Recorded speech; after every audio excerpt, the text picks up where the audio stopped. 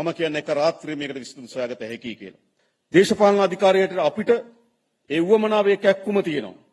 මම හිතන්නේ උවමනාව මට අපේ කුස්කර්ම ඇමතුමාට නැත්තම් වෙන කාටවත් තියෙන විදියකුත් නැහැ.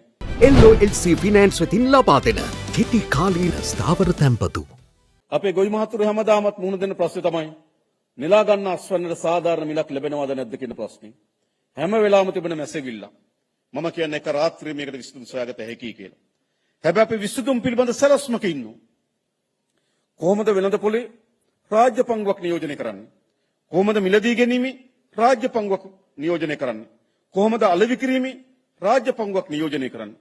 කොහොමද නෙලා ගන්න අස්වැන්න හිග කාලයට ගබඩා කරගෙන ඉන්න සඳහා ගබඩා සැලසුම් හදන්නේ?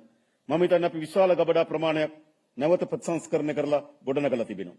ඉතින් මේ සියල්ල එක පතෙන් ගත්තොත් මගේ සත්ත්වදාරුම් වැඩපිළිවෙල ශේස්ත්‍ර 7ක් කේන්ද්‍ර කරගෙන අපි අපේ කුස්කර්මාන්තය සහ ගොවිතැන වර්ධනය කිරීමත් ගොවි ජනතාවගේ ජීවිතය උසස් කිරීමත් අරමුණු කරගෙන අපි වැඩ කරමින් තිබෙනවා. මම හිතනවා දේශපාලන අධිකාරියට අපිට ඒ උවමනාවේ කැක්කුම තියෙනවා. මම හිතන්නේ උවමනාව මට අපේ කුස්කර්ම ඇමතුමාට නැත්තම් වෙන කාටවත් තියෙන විදියකුත් නැහැ. අපි මේ අනුරාධපුරයේ මේ ගම් නියම් ගම්වල ඇවිදපු මේ වගේ කුඹුර හේන පිටියක පොරබදපු මිනිස්සු. අපිට උවමනාව තිබෙනවා. ඒ වගේ අපේ නිලධාරි මහතුරු පරණ තියෙන ඈලි මෑලිකම් පොඩ්ඩක් අර මලකඩ ගතිය කඩලා තියෙන සමහර තැන්වල තැම්පත් වෙච්ච ස්වභාවය නේද?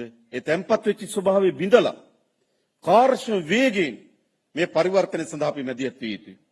ඒ වගේම අපේ ගොවි ජනතාවත් මම හිතනවා විශාල වෙහෙසක් දරනවා. මම දැක්ක එක කාලයකදී වාර්තා වෙලා මොනවද වට්ටක්ක හිටවන්නේ?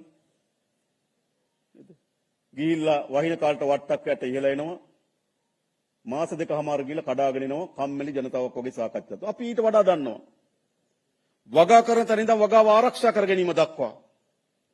සාමාන්‍යයෙන් පැය 8 ඩියුටියද නැහැ.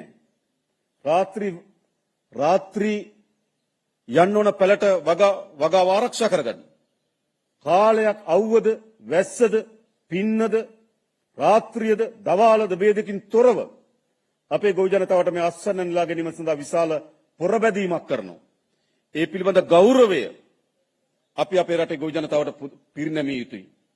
ලෝකේ මොන අර්බුදයක් මතු වුණත් අපිට ආහාර පිළිබඳව අර්බුදයක් මතු නොවෙන්නේ අපේ රටේ ගොවි ජනතාව දිවා රෑ නොබලා අවුව වැස්ස පින්න නොබලා මේ කරන වෙහෙසේ ප්‍රතිඵල. වට සාධාරණ නැගීමක් අපි තියෙන්න ඕන.